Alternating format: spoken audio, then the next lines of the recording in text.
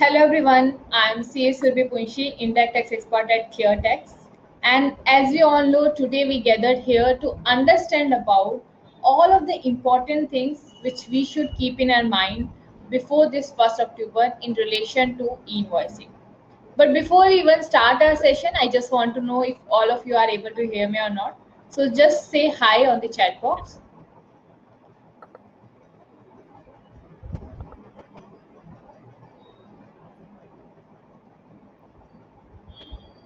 Great. It seems like everyone is able to hear me. So maybe with this, we can just start our session. So our today's session is about things to ensure for e-invoicing by 1st October for your businesses. We all know this e-invoicing, it is applicable from 1st October 2020 for the people whose turnover is more than 500 crore. And this turnover, this needs to be computed at a PAN level. But there are again certain exceptions and all. But now the important thing is it only important for the person whose turnover is more than 5 crore, or is it also important for me if, let's say, I am a person who is receiving the goods or services from the person whose turnover was more than 500 crore? So the thing is, the requirement over here is from both the perspective. One is, as a supplier, yes, I have to generate the IR number, but at the same time, if I'm a recipient and I am buying certain goods or services from the person whose turnover was crossing that limit, we should also make sure that that invoice, whatever we are receiving, whether it has the IR number or not. Because in case it does not have the IR number, in that case it will be considered as an invalid document. And if it's an invalid document, then one of our condition as per section 16, which talks about that you should also be in the possession of the tax invoice, that will not be fulfilled and we will not be able to claim our ITC. That's why it's not only for the supplier, there is also a need or the requirement for the recipient. So in today's session, we are going to cover all of such points, like what are the requirements which is needed from the supplier's perspective, and what are the requirements which is required from the recipient perspective. So this is the things which we are going to cover. We'll understand about the detailed invoicing checklist to ensure we don't miss anything. We'll also understand how to prepare this e-invoicing in time if you're still not ready. If we feel okay, certain branches still they don't have maybe the ERP integrations and all, or maybe there is not a good internet connectivity. Another thing, how should we ensure and how should we make sure that our purpose of getting the IR number it is fulfilled in that branches or not? Also, if let's say today we are not ready with the integration, then what to do? So all of these points we are going to cover. Along with that, we'll also understand about the various reconciliations which will be required after this e-invoicing is in place. Not only this, we'll also understand about the technical aspect with respect to the integration and the process flow. So now if we first talk about like to whom it is applicable, we know it is applicable from 1st October 2020 whose turnover is more than 500 crore in the now problem is the fiscal year, which fiscal year turnover we should consider. So here though there is nothing written in the notification or the act, but if we look into the mailers which we receive from the GSTN, they says we should consider for 1920. So we need to consider the turnover for 1920, but still we also have an option. If you remember, the government has already issued certain press releases where they say even if your turnover exceeds this 500 crore in any of the 3 fiscal year, you should get an off for this e-invoicing. And what if we don't do that? What if we don't generate the IR number? Then in that case, there is a penalty of your 10,000 rupees or the tax amount which has been evaded, whichever is higher. So that would be your the penalty perspective. Now, if we just talk about, because now before even we start, we just want to make sure that you all are compliant before 1st October 2020. And in case you want that our experts should reach out to you, please fill in the form which has been already kept in the chat box. So as to make sure that our team come and also talk about like if you are facing problem with the integration, they can help you with that. If you are feeling the problems with maybe certain mandatory fields which is not available in your ERPs and all, so all of such problem can be solved. So you can just fill in the form which is there in your chat box.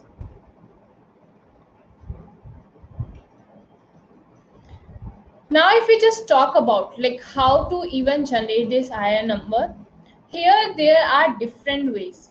When I'm saying different ways, it could be through maybe APIs, it could be through the pass-through APIs, where we are saying we don't have to go to any of the portal or something. It could be generated through Excel files also. You can keep the data in Excel, generate the JSON, and then ingest that JSON on the government portal. Or maybe there could be certain things like a third parties integrations, like who has their ASPs and a GSPs like ClearTax. So you can also take help from them to comply with this generation of iron. So here sometimes what happens if we just talk about our enterprise. Let's say today I am a one enterprise ABC Limited. In that particular case, maybe let's say I'm using one kind of a software. It could be let's say SAP or maybe Oracle or maybe Tally too. So I'm using certain software, but today that if I want to make certain changes in my software, it's going to take a huge time. And now I'm not ready. And it's just like if you look into time, we just are left with 5 days and we need to be compliant. What to do in that case? And if we just even download the Excel file which is generated from the SAP, there are certain mandatory fields, but that mandatory fields are not available in our ERPs. The example could be, let's say there is certain things like total item value. So I don't have the total item value. I just have at a line item level. But if you ask me what is the total item value, I don't have that. So what to do in all of such cases? So here again, whenever you use certain third-party softwares, like if you talk about ClearTax, they help you in making sure that all of these mandatory fields, if it is not present in your ERP, they can compute for you. So here, if we just let's say in today, let's say you had certain important fields, they will take that fields as it is, and the fields which you don't have and which can be computed, they will compute for you so that you don't have to make any changes in your ERP. We take that information and then make sure we generate the iron for you and give you the iron number. Right? So that is how this usually happens. Now, if we just look into how this normal flow works and how we need to even generate. So there is a seller, which means a supplier. That supplier normally generates, as they are doing it now, they normally generates the invoice in their ERP.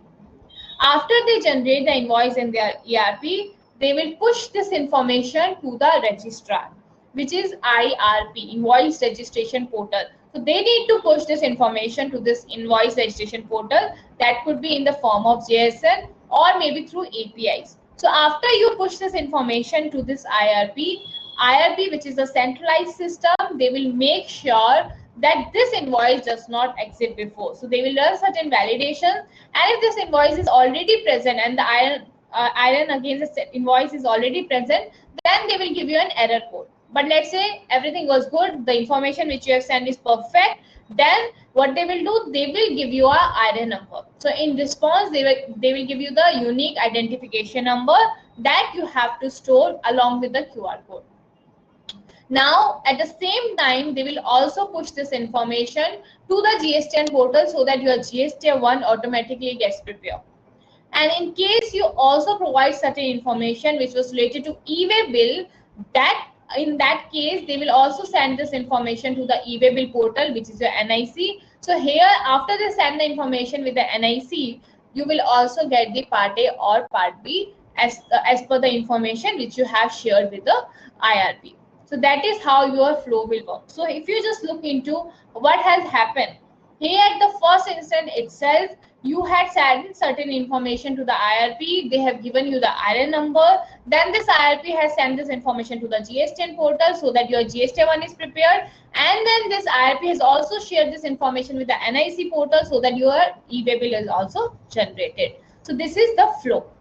Now, what is important over here is, see, sometimes you will always find, okay, see, I know we have to generate all of this thing, but certain time I don't have the e-way bill information at present. Maybe I will get certain information, then what to do? So in that particular case, you just have to go ahead, generate your IR number, and then maybe afterwards you give that IR number and then give the Part B information or Part A information together and generate the e-way bill. So to comply, you can always use the softwares like ClearTax, where you get both the things. You will make sure, okay, your invoicing is generated, your Part A, Part B is generated, And let's say you don't want to generate it now, but afterwards, so you can search over there itself, and you don't have to go to the different portal for complying or complying with the different things. So not only this thing, right now we know this IRN number we need to get only for B2B invoice, but we may have certain documents which is B2C, but we don't require IRN for now, but still you can send this information for the purpose of e-way bill, but not with an IRP. But if you're using certain softwares like ClearTax, where you can send this information so that your e-way will be generated against the B2C document, but IRN will be generated only against the B2B documents or maybe exports and all. So this is how this flow will look like. Now there could be the, so when you're doing integration, because obviously this is the daily activity, and if it's a daily activity, it is not possible for you to download the Excel daily, then upload this to the government portal, generate a JSN and all, do all of that thing. So here there are different mode of integration as per your business requirement. Also it depends upon the number of the documents which you usually generate in a day. So here either you can use an API approach, which means you're integrating your APIs, or maybe you can even use your FTP or SFTP approach, or you may go with an Excel. We'll also tell you when you can use the Excel, when you should use the API, and when you should use the FTP or SFT approach. So after you use this thing, then this data will be ingested into ClearTax. It will run certain validations. When I'm saying validations, validation in the sense like whether HSN was wrong, right or not, whether the taxable value into tax is equal to tax amount or not. If not, then the reason, is it like just a problem with the data, or is it like everything was correct but it's a genuine case. So all of the validations will be run, and if there is error, it will show you that this are the error. Do you want to confirm? Do you want to go with that or not? And then only you can proceed further. Then at the same time, in case, because here problem with the IRP could be like here the data will be present only till 48 hours. After 48 hours, you cannot see your data, but whenever you use ClearTax, they will make sure you also have a data and you can access that data afterwards also. So that is what you can do it. You can look into the reports, various reports. You can download the reports and all. You can also print your invoices. And at the same time, if you want to schedule it, you don't want to do this work manually, you can even schedule it so that whenever you generate it, you can say, okay, after I generate, maybe within a 5-10 minutes, generate the IR number, or maybe you should do it only at 5 o'clock in the evening. So all of that is again possible. Then at the same time, because you also need certain reconciliation. When we are saying reconciliation, the reconciliation could be with your GST1, the reconciliation could be with e-way bill, the reconciliation could be with your books of accounts. So all of such reconciliation can again be done. Then we will make sure, so after you ingest the data, at the same time we'll validate all this information and send you the IR number. So that is how this flow will work. Now question comes in ki what could be the right method. Let's say if you are using a Excel ingestion. So here we have a custom mapper. When I'm saying custom mapper, you would have your own way of Excel. So you don't have to worry about that you have to copy paste that in a government format or not. You can just link that field. That would be a one-time activity. So you can just link your headers. Once you link your headers, your Excel is ready to ingest and generate the IR number. Right, but obviously since it's a day-to-day activity, we'll never recommend you to use the Excel. But since if you're not ready right now and it's just like 5 days and it's not possible for you to do all of the integration, or maybe you have certain branches where it is not possible for you to do all of this integration, so for that branches, the particular branches, or maybe for now you can use this Excel mapper. And after you're done with the Excel mapper, you will be able to generate the IR number in ease. So you don't have to worry. It's just like downloading your Excel and just ingesting and getting your IR number. Now, when we also look into Excel, the good part is like you can have your own templates. You can use multiple templates for different branches. You can even do multi GST and ingestion. So it's not like at a one branch you want to just ingest for that branch. In case you have a centralized system, you can just download the report and ingest it over here. And also at the same time, it will make sure that there is no error at all. If there is error, it will highlight that these are the errors so that you don't suffer afterward. Because we all know once you generate the IR number, you have to cancel the same if you have made the mistake within 24 hours. and at the same time that invoice number will not be used again. Then you have to use a separate invoice number, which is again in itself is a tedious job. So it will make sure that whatever you're doing is correct. Then the question comes in, like if you're using a right method of integration as per your business need. So if we just talk about right method of integration as per your business need, here we can have our SFTP based approach. And if we use SFTP based approach, what it usually do, it downloads certain files from your ERPs, put in some folder, we pick up that information from, or we pick up that particular file from your folder where you have saved, and then generate the IN number for you. So that is how it works, and we store that information back into the same folder so that you can pick that information from the folder where you are saving the information. Then there is an API based approach, which is actually a fast way, because here you can use our pass-through APIs where what you're doing, you're just sending on a click of a button in your ERP itself. So you just click on that button, you send the information to ClearTax, ClearTax processes that information and gives you the response. So at the same time, in the milliseconds, you will also get the IN number. You don't have to do anything manual. It's just like whenever you are generating an invoice, at the same time you can just hit a button to generate IN number, and you get the IN number in your ERP itself. In case you don't even want to click that, you can also have a scheduler, so that at the end of the day, whenever you feel, you get the IN number. So all of that again is possible. Not only this, you can always log into ClearTax anytime and look into the dashboard, look into what had actually happened. So there is an access control where you may give a right to one person that that person should only look into the maybe generating the IN number, but the other person should only look into the dashboards and all. Maybe at one GST only one person should look into and not the other information. Or maybe you can divide that into branches, like for one branch only this person should be assigned, for the second branch only this person should be assigned. So all of that is again possible. At the same time, you may also give the certain rights that this information should not be deleted by any of the person, or should be done only by the admin. So all of that configuration can be done as per your wish.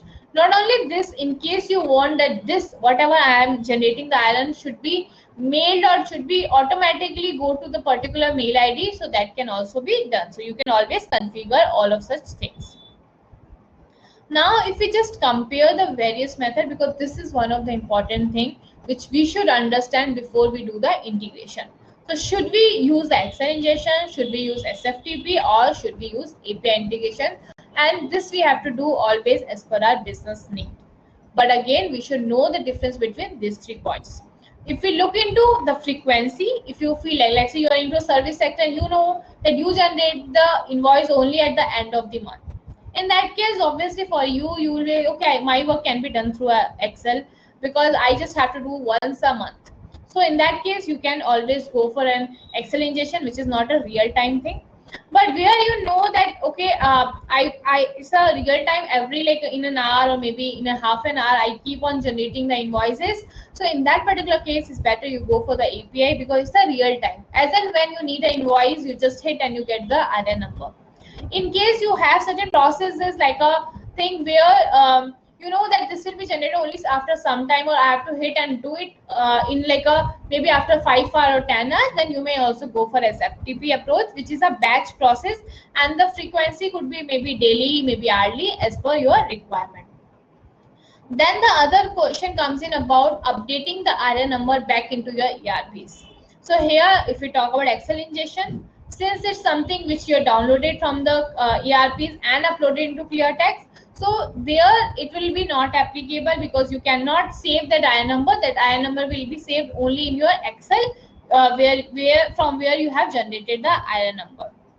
But if we look into SFT, or maybe if we just talk about SFT approach, here it is again a batch process.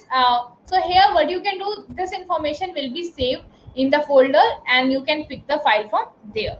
If we talk about API integration, it's a real-time thing. So there you can actually do on the real-time basis.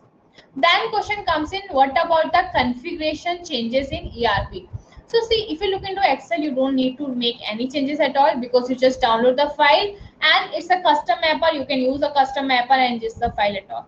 But in APIs, there are certain things where you have to do lot of changes because of certain mandatory field, lot of things from where you have to get that information and all. So there maybe you require more changes, and when it comes to SFTP, then there are some minimum changes which is required. Now, if we just talk about the implementation time, so for Excel, it's just an immediate basis because you don't have to do anything at all. For API integration, usually it takes 3 to 4 weeks. And if we talk about SFTP, it usually takes a 1 week time.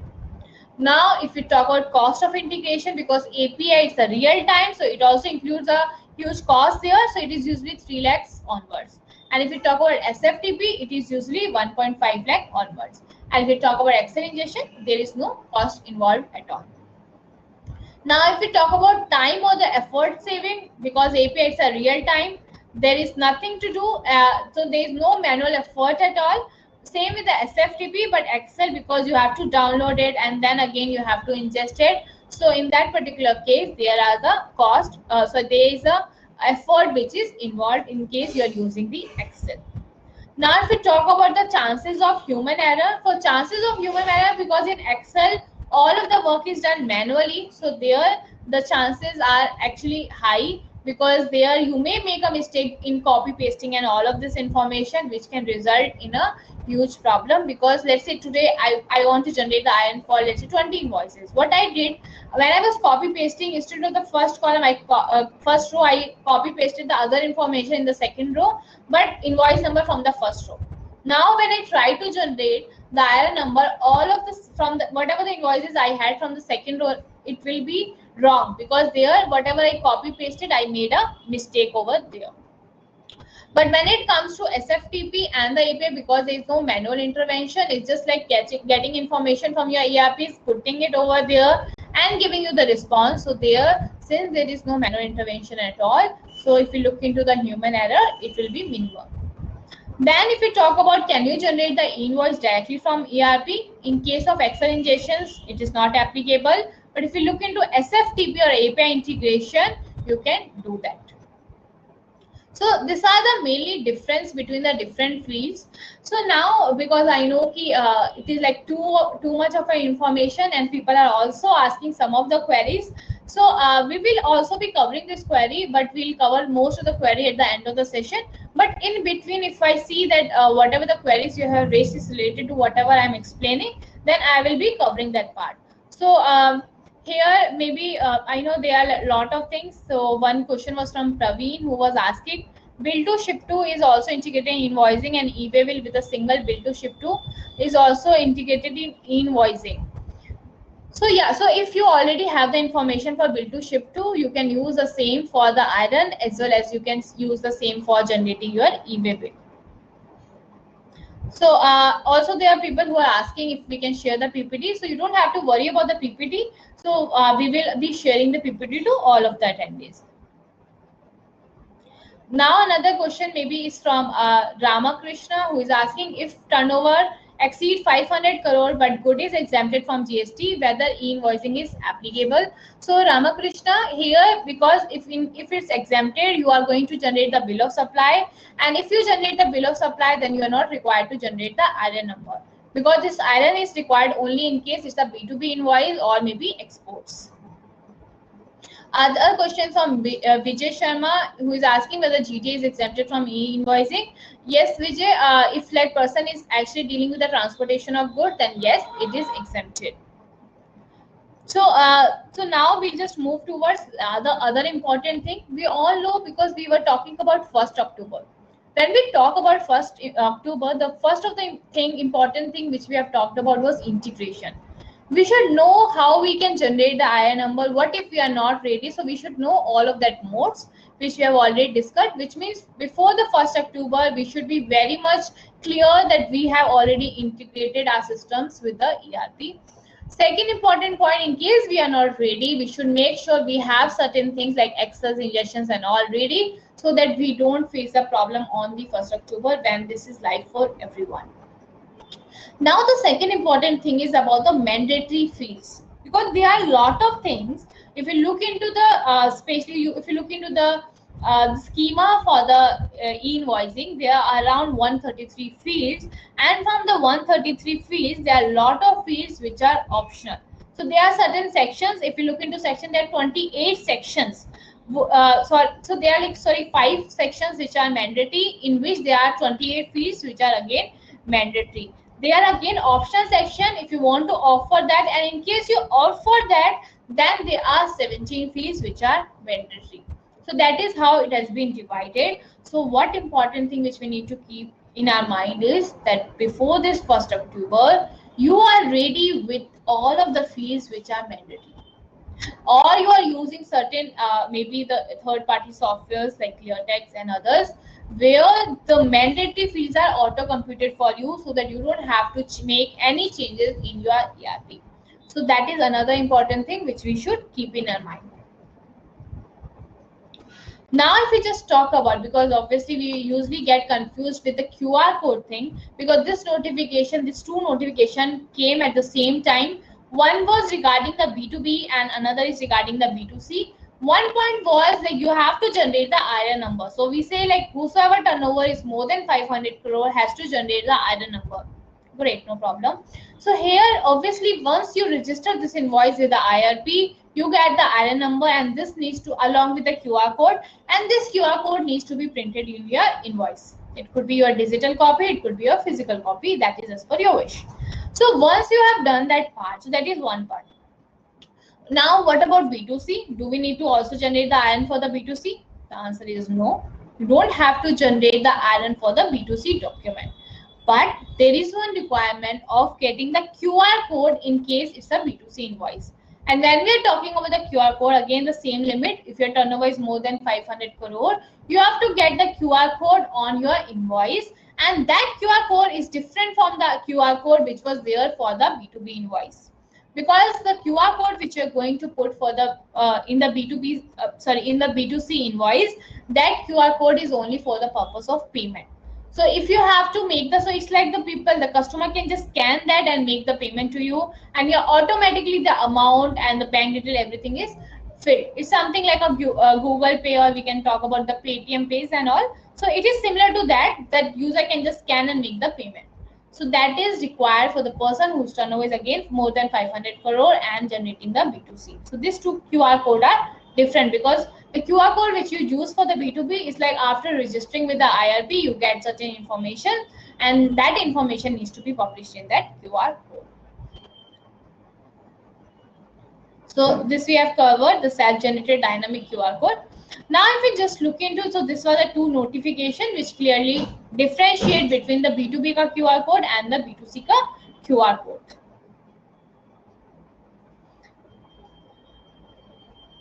Now again, so here again, if in case you want to have any query, you have any issues, you need certain help with the integrations and all, or maybe you want to understand about the specific thing, you can again like fill in the form which has been circulated on the chat box.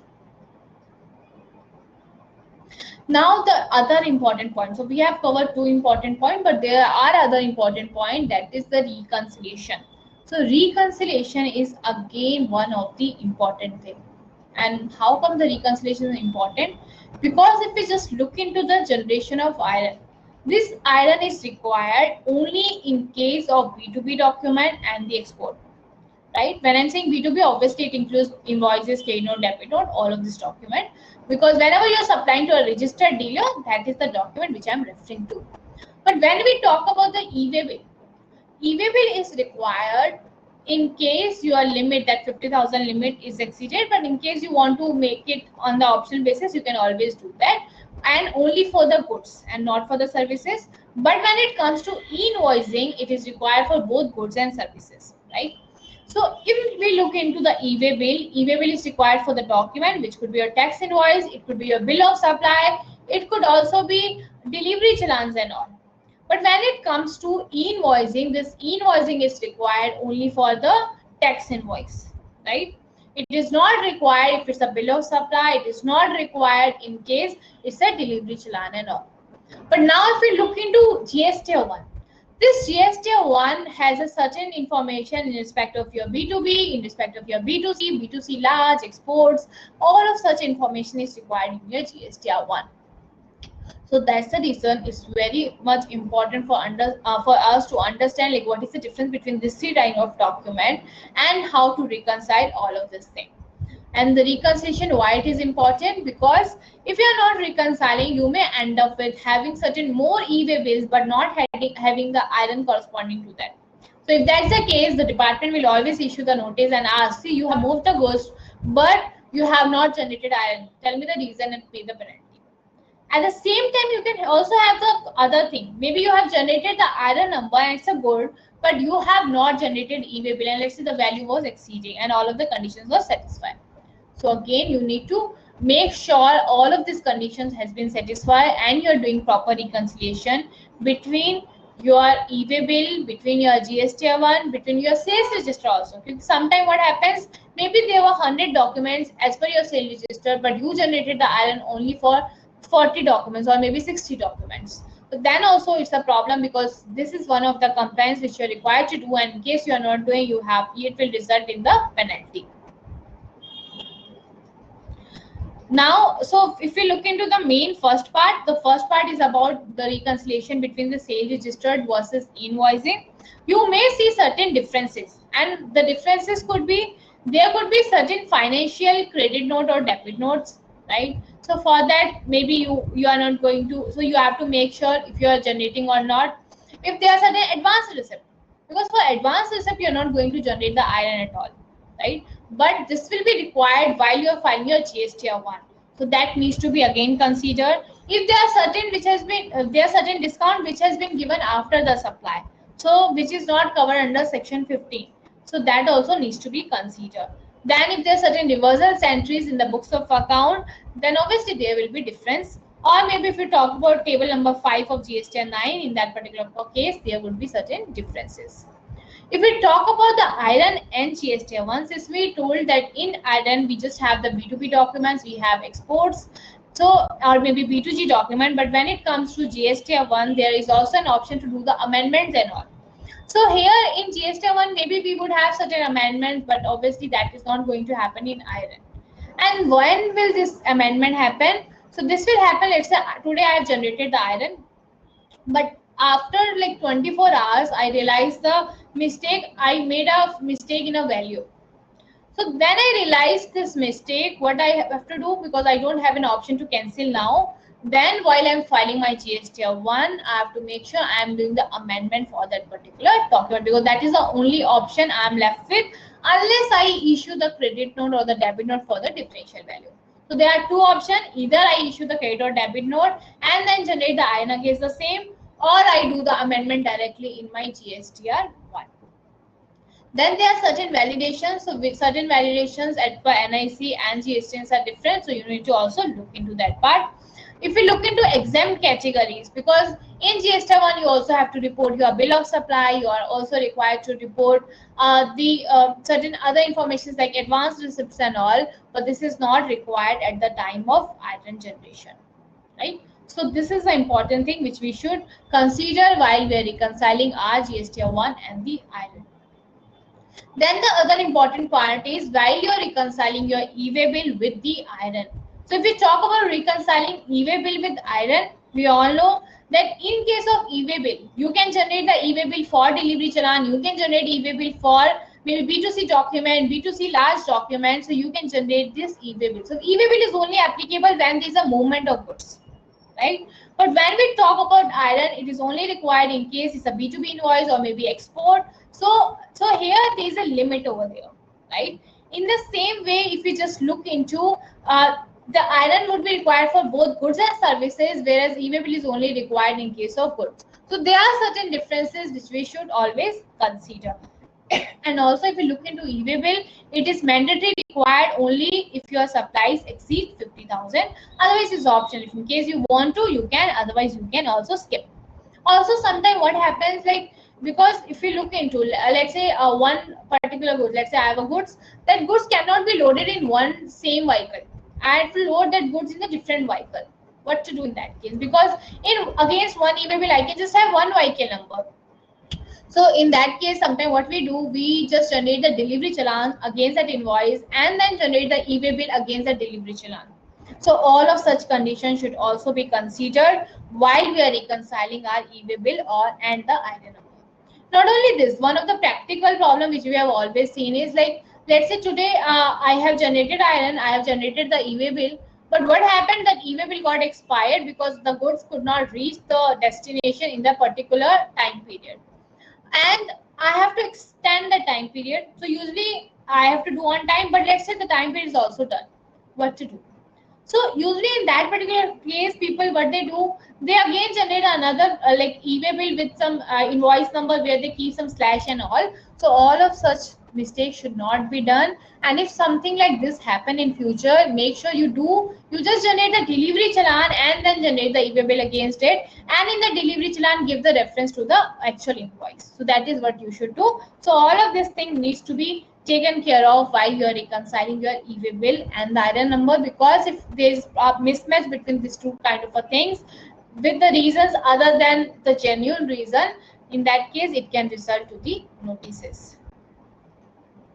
So here now the other is, there is not reconciliation only from the sales side, the reconciliation could also be from the purchase side. So we need to also look into whatever is present in my GSTR 2A, or in future it will be 2B, but we'll look into 2A because 2A is real time. So we need to also reconcile our GSTR 2A with whatever the purchases we are receiving. As per our GRN and as per the invoices we are recording in our books of accounts, are they actually matching with 2A or not? Because if it is not, then that can again result in a problem. Because one of the major thing which always faces, you would have always seen is today I received the goods, right? But let's say in the invoice I could see 100 quantity, but I received only 90 quantity. What I do, I record only 90 quantity in my GRN number. So here the problem is what about the 10 quantity? So ideal case here should be like that seller, the supplier should issue the credit note for the differential amount, and I should record my both the invoice as well as credit note. So I should record the invoice with 100 and the credit note with the differential, let's say 10 rupees, and then I will the net of, if you just look into totality, it will be 90 rupees only. But that is how we should record. So but today if you look into practical aspect, people don't do that, they just directly record the invoice with 90. But we should now make sure, because this is like a add-on and the people are and the government is also going to reconcile all of this thing. So while we're recording, we should record with 100 minus 9 minus 10, which is our credit note. So here, not only this, we also have to see, because this is going to actually impact our working capital too. Because in case the invoice is not reflecting in the 2A or maybe 2A, this can result in blockage of my working capital, because as per this rule 36.4, I cannot claim more than 110% of whatever is present in my 2B. So all of such conditions needs to be taken care while we are reconciling. And in case that invoices are not present in the 2A or 2B, I should always ask my vendor, please upload that invoice because you are not able to claim the ITC. But one practical problem which obviously is not solved till date is in case your suppliers are quarterly, because in case your suppliers are quarterly, in that case, still you will be able to claim ITC only after 3 months, because the deadline to file the GST1 by your supplier is only after 3 months. So you will be able to claim the ITC only after 3 months. But yeah, this all of the information should be properly reconciled. Now there comes to be we have to also ensure the reliability for the high frequency business use case, because sometimes what happens, let's say today I'm a big company and on daily basis I actually generate the invoices which is more than, let's say 20,000 30,000, though 20,000 30,000 is not like a huge amount, huge part, but still let's say because if you are using, let's say if we talk about ClearTax, because here anyhow you download or you upload the information right now on the monthly basis, and you can have, let's say 4 lakh invoice, 5 lakh invoice, 10 lakh invoice. So that currently we are able to support. So if you are ingesting the information on a daily basis, obviously the limit will be very less. So it will be very easy for you to actually ingest the data into ClearTax and generate the iron number. But still, make sure you're doing proper load testing before this 1st October, so that this does not end up in the failures and all. So if let's say you are directly integrated with any other party or softwares, make sure you're doing the proper load testing before you are live. Right? So even if you're using certain GSPs or you're taking that call, you should also understand about this. And if it's not there, then you should also make about the reliability. When I'm saying reliability, because sometimes what happens, let's say that is working, the whatever the GSPs you have integrated with, that is working, but let's say one GSP, it has exhausted this call. So if it has exhausted the call, that ERP should be able to move towards the other GSPs and all, so that you don't face problem and you are able to run your business properly and generate the iron on time. So again, here you can use ClearTax software also, because it is not dependent only on one GSP. This has multiple GSPs, which gives you the reliability. And then one of the important thing is about data security, because this contains your sales data, which is one of the important factor, the one of the important thing, because it gives you the detail of entire customer base. It gives you the detail of the HSN, the description, and everything. So this is one of the important or the confidential data for your businesses. So make sure that your data is secure wherever you're sending your data.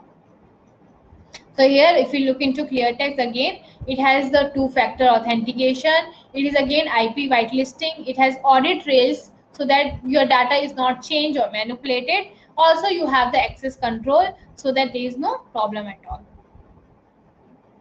Then there is a compliance with GSTR 1, 3B and e-way bill.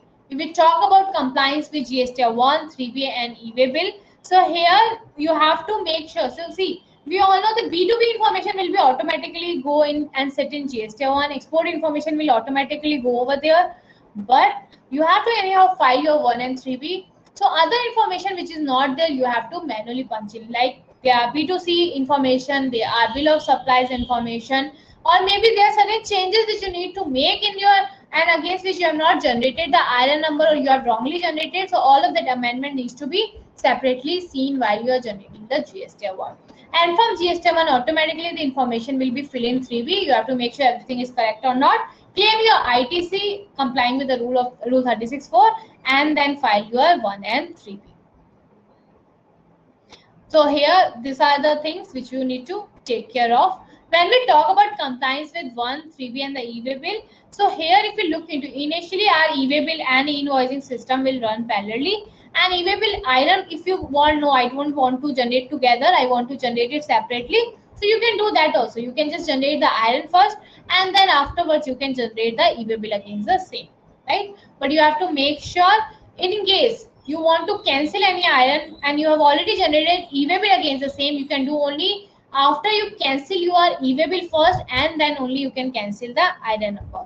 And in case there is a sales return, and we know that for e-way bill we usually use the delivery challan, so all of such cases should also be seen. And also we know that e-way bill we cannot generate in case our customer GST is blocked, so that part also should be taken care of. Then the next point is about the compliance with GSTR 1, 3B and e-way bill. Mein other points could be, there is the pin to pin code validated. So we have to make sure that whenever we are generating IRN number, we are also putting the correct pin code. So if again you are using ClearTax, you don't have to worry about that. You just send empty field, will automatically fill the pin code for you. Then again, if the vehicle number, if you're talking about vehicle number, that should be as per the predefined format, because in case it is not as per the predefined format, then again it will fail. So all of this information needs to be taken care of. And in case we just want to generate part A only and we don't want to generate the part B, in that case you need to send the transporter ID. So again, if you're using the a third-party softwares and tool like ClearTax, it is always good for you, because they will make sure all the regulations, all the changes has been done properly, and you don't have to keep on changing your ERPs again and again. So if there are certain changes, they will make sure that that change has been done, and you can use the ERPs as you are doing it now. So here they will, so if you look into what was the changes till now, there are a lot of changes, because in August 19 the government has actually introduced, in Jan 2020 they said okay, voluntary onboarding of e-invoicing. Then October 2020 they have made mandatory onboarding for the enterprises. Now the next step could be, if you look into, they will soon reduce the limit of this 500 crore to maybe 100 crore, and if everything goes good, then they may even reduce this limit and ask the SMEs also to generate the IRN number. So slowly what they're trying to do, they are bringing everyone into our eco space so that the black money, the fraud and all can be reduced. So that is the main purpose. So they are slowly and slowly trying to bring everything into the ecosystem. So with this, usually what happens, because here, let's say, how would government know? So if you just think iron, right now it is only for like a bigger companies. But here the government have now one more information. So here, though it is now only for B2B, but in future they may also do it for B2C. Once they do it for B2C also, what will happen? Government will have a track of the expenses of that customer. Once they have a track of the expenses of the customer, they will also see whether they also have the corresponding income in their income tax return or not. And in case they don't have the corresponding income in the income tax return, they can easily catch that person. So this may actually help the government to catch that users who are defaulters or who are not complying with the law or who are not making the proper payments for maybe income tax and GST. So all of this can come, right? So now if we just go into here, when we talk about ClearTax e-invoicing solution, it helps you in scheduling in case you want to generate the iron in bulk. It helps you in integration, so you don't have to worry about that. We have a separate team for that, which will help you in integration. We have certain multiple validations. That validations will help you to generate the iron properly and you don't make any mistakes. Not only validations, we also have warnings which will help you in avoiding the mistake which you are doing, though it is not stopped, but still you would know that here you are doing something wrong. Then along with that, it will also have the reminders in case the e-way bill is required for certain documents and you have not generated. So it will remind you, hey, there are certain e-way bills, why don't you generate the e-way bill against the same.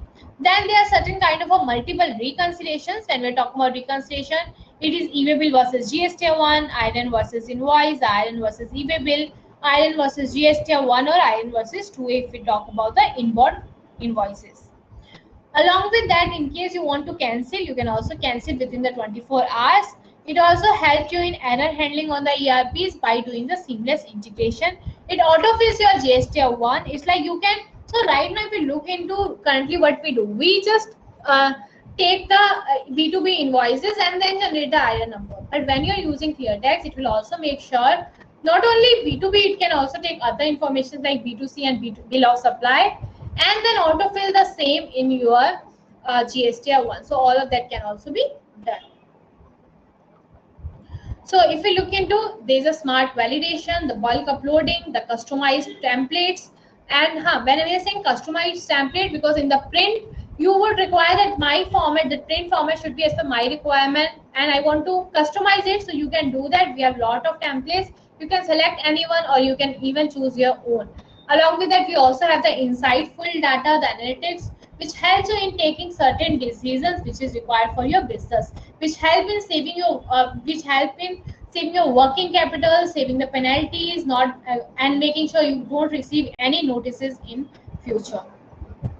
Along with that, there are certain notifications. We also provide certain reconciliation and also an option to have your all the invoice document over here, right? So all of this is there. So this was certain things which we should keep in our mind, and also one of the important thing which I have already informed you as a supplier. Yes, there should be. So if we just summarize what exactly we have done in this 1st October, we should make sure whether proper integration has been done or not. If not, do we have any software where we can generate the iron without any failure? So, or other than this, do we have all the mandatory fields in place or not? Are we properly reconciling our e-way bill, our GSTR1 or not? While filing GSTR1, we have to make sure all of the information has been properly furnished, and if there is certain mistake, we should correct it. As a recipient, I should also make sure if I am a recipient, whether my suppliers, whether they are applicable under this or not. We should have that list, and in case they're applicable, we need to make sure whether the iron is there or not in my invoice or maybe QR code. If it is not there, better you ask that your supplier to have that particular thing in the invoice. Otherwise, it will result for you that you cannot claim the ITC on that particular document. So now we'll go to the Q&A section where I think we have received a lot of queries. So we'll cover one by one. So one question is from Gaurav, who is saying, is e-invoice possible in backdated? Suppose on 1st November 2020, can I generate invoice for 15th October?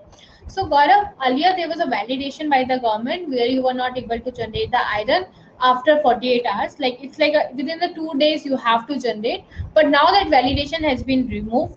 So since this validation has been removed, you can generate the iron with the backdated documents also. But we have to make sure, because we know that the government will again reintroduce this validation. They have kept this, so they have removed this validation now because people are facing problem and it's very difficult for them to be up to date. But slowly and slowly they will move to a place where they will also ask everyone to do generate the iron on the real time basis. Other questions from Ashish Chauhan is asking, purely commission business, and if turnover is more than 500 crore, do we require to generate the e-invoicing? Yes, you are required to generate the e-invoice in that particular case. Another question is from Akashdeep Garg, who is saying, if turnover in FY 17 exceed 500 crore and afterwards the turnover was 500 crore, in that particular case, whether invoicing is applicable or not. So Akashdeep, since I told you right now there is no such clarification, because they have used just the turnover. They have not told about which year turnover. Since it is not there, but still we'll always recommend, in case your turnover was more than 500 crore in any of the 3 years, the preceding year, you should go and opt for this invoice. Though again it is not mandatory, because if you look into what GSTN has done, they have made, or they have mailed to the person whose turnover is more than 500 crore, only looking into the turnover for FY 1920. Another question is from Muhammad Basha, who is asking how to generate the iron in SAP. So Muhammad, we also have our SAP integration. So you can use ClearTax SAP integration to generate the iron for in the SAP itself.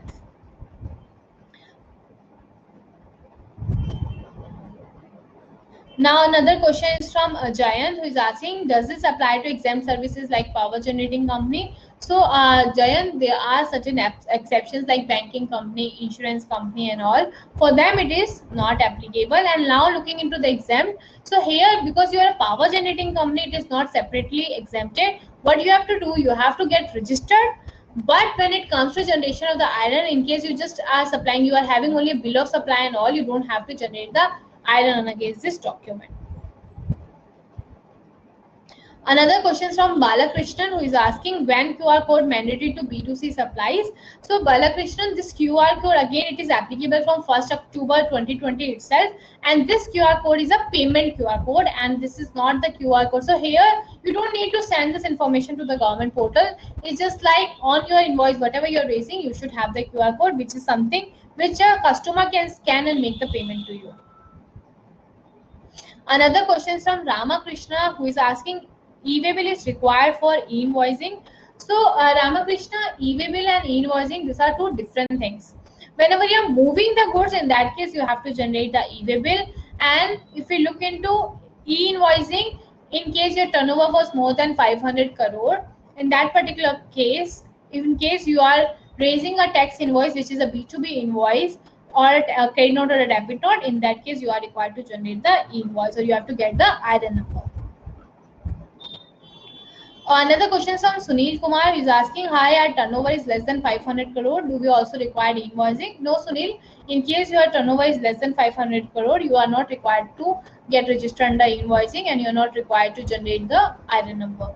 So anyhow, the government has also not given you an option to voluntarily offer that. Another question is from Rishikesh Mishra, who is asking, generate new option, the invoicing on IRP is not yet shown, what to do for generating iron for single invoice. So Rishikesh, currently the government has not given an option to generate the iron in the UI. So you have to generate this iron. In case you want to just generate for a single invoice, either you can use the government offline tool, or you can again use ClearTax, where you can just put all this information together and generate the iron number. Another question is from Ramakrishna, who is asking, any difference for deemed export invoice?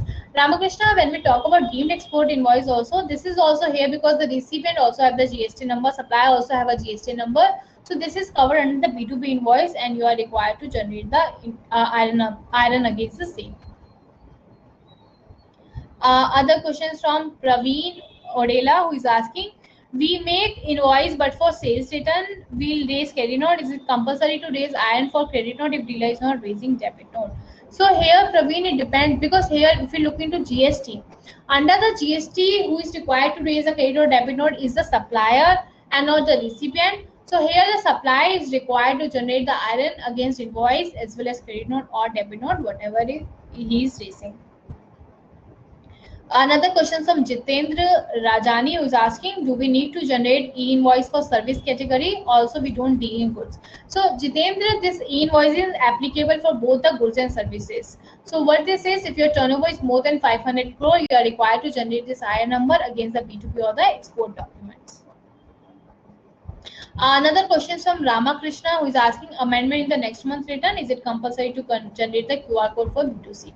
So Ramakrishna, if we talk about amendments, because amendment you are going to do in GST 1 and RN you are doing on daily basis. So you can always do in the same month return period. Let's say you are in October you made a mistake, you are not able to cancel that IN number because the time limit lapsed. So in that case, while you are filing the return for the month of October, which is the due date is obviously your till 11th of November, so you can amend the document wherever you have made the mistake while you are filing the return for the month of October 2020 itself.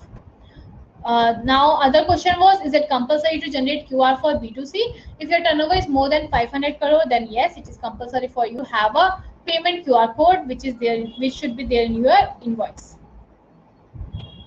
Another question is from Praveen Odela, who is asking, is IRN required for demo sale? So Praveen, usually when we talk about the demo sale, or we can say sale on the approval basis, there you generate the delivery challan and not the tax invoice. So against the delivery challan, you are not required to generate the IRN number.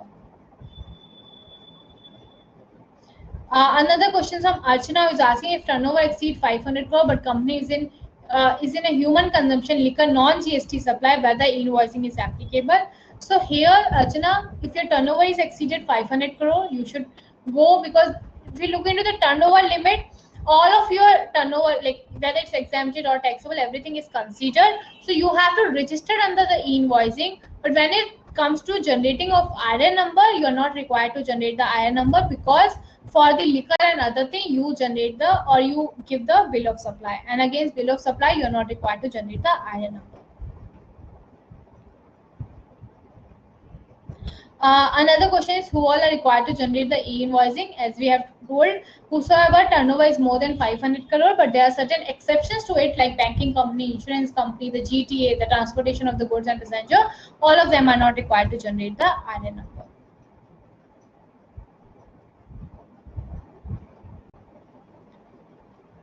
Some people are also asking for the PPT, so you don't worry about that. We will be sharing this PPT for everyone. Another question from Vijay Sharma, who is asking, is invoice mandatory for exempt services also? So Vijay, as I told you, in case your turnover is more than 500 crore, in that case you have to register for e-invoice. But when it comes to whether you have to generate the RN or not, so since in case of exempt services, you generate bill of supply, and against bill of supply, you are not required to generate the RN number.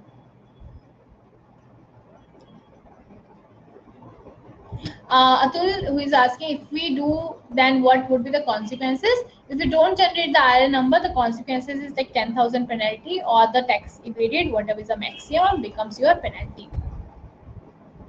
Another question is from Arvind, who is asking, for multiple reconciliation, is there any report in ClearTax? Yes, Arvind, we have certain reports, so you can anyhow explore our software. So you can fill in the form which is provided in the chat box, so that our expert can reach out to you, and whatever the queries you have in relation to the software, they can help you with that.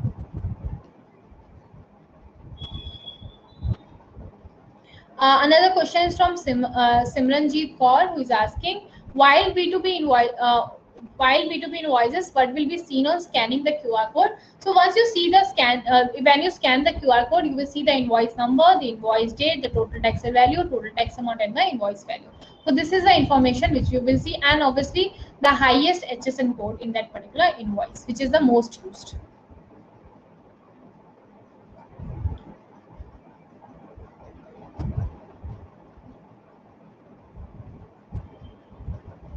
Another question from Simajit Kaur, who is asking, in ClearTax, we have more than one login ID for invoicing, whether the invoice history is reflected on both or not. So if you have one login ID, it depends whether it is like you have separately logged into the ClearTax, or it is like you have added as a member. In case you have added as a member, then yes, you can see if you give the access. But if you have separately logged in, then you will not be able to see in both the data. So you will be able to see only from the invoice from where you have generated the IRN number.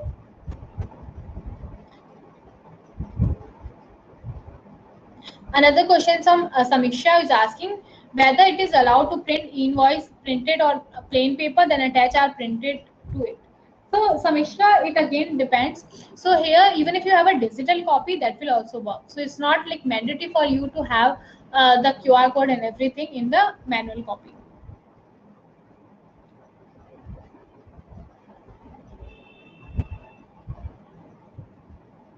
Another question from Vibhor Gupta, who is asking if bill date is before 1st October, but the goods are moving on 1st October. In this case, invoicing is required. So Vibhor, in this particular case, you are not required to generate the invoice because you have already generated the invoicing in the previous month.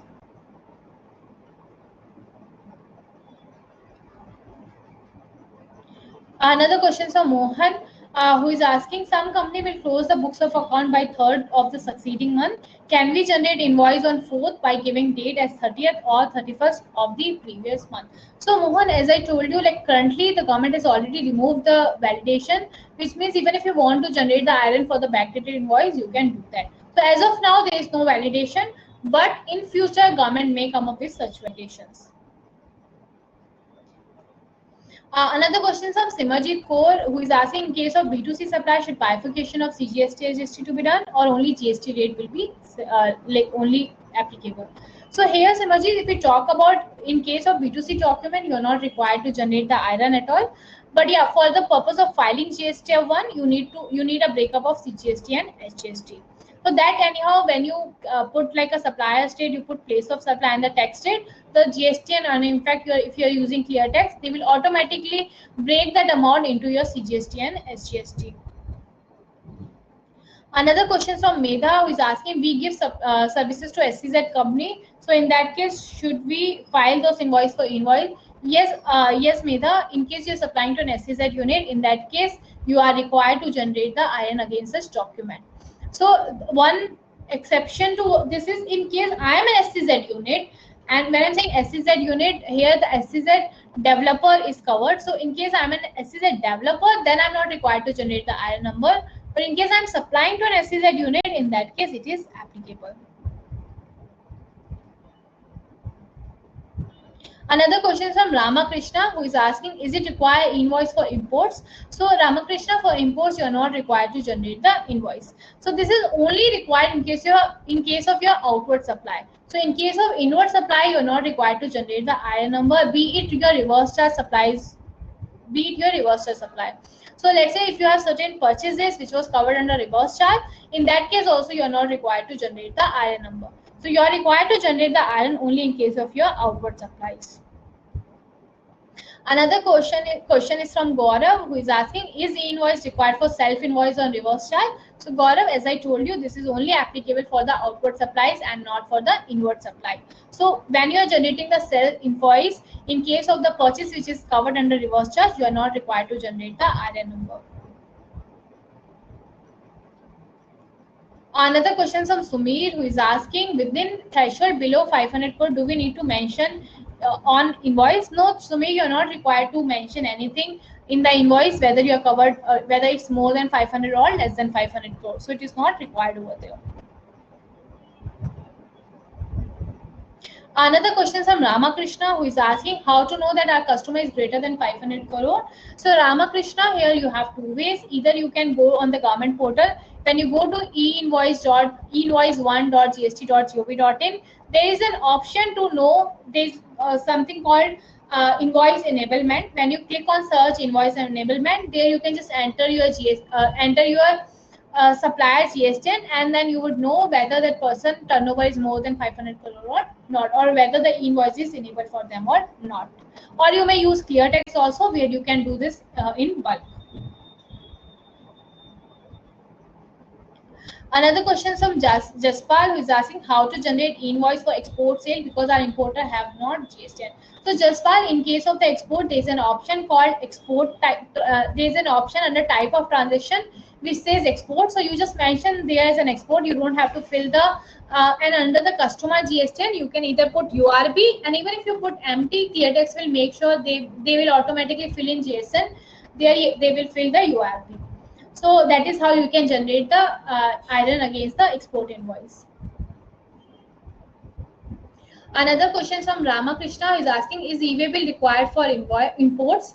Yes, Ramakrishna, e-way bill is required for imports. What is not required is e-invoicing. The iron is not required for the import, but when it comes to e-way bill, yes, e-way bill is required in case you are importing the goods. Another question is from Arvind. Is there any time limit to generate QR code as it exists within 24-hour times to remove the codes? So Arvind, since we told the applicability, or the we can say the invoice would be valid to a recipient only if it has a QR code. If it does not, then it is not valid. So it is always, whenever you are giving the invoice to the customer, you should have the QR code mentioned in that. Another question from Simarjit Kaur, who is asking, in case of GST stock transfer made in interstate supply, invoicing is applicable or not? So yes, in case of the stock transfer, yes, you are required to generate the invoicing, because here you have a two different GSTN. Though the both are under the same pen, but you have two different GSTN and it's a B2B transaction. So you are required to generate the iron against the stock transfer also if it is in the different states. And when it comes to same state, in same state, because you would have only one GSTN, then in that case, and again you are going to just generate a delivery channel, so you would not require to generate the iron against them.